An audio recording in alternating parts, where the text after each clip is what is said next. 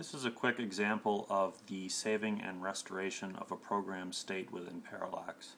We're currently running the counter application on one dime here, and we can see that the counter application is running. We will send the basic fault policy .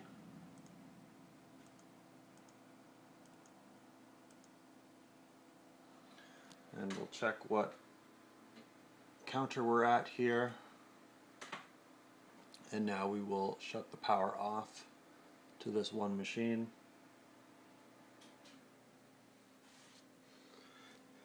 And we should see the program re-execute and pick up more or less where the old program left off.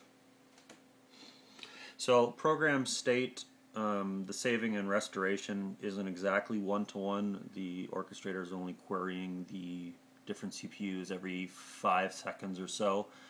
So this isn't really a production test, it's just more of a proof of concept. But we can see there that the counter state left off more or less where the failed program terminated.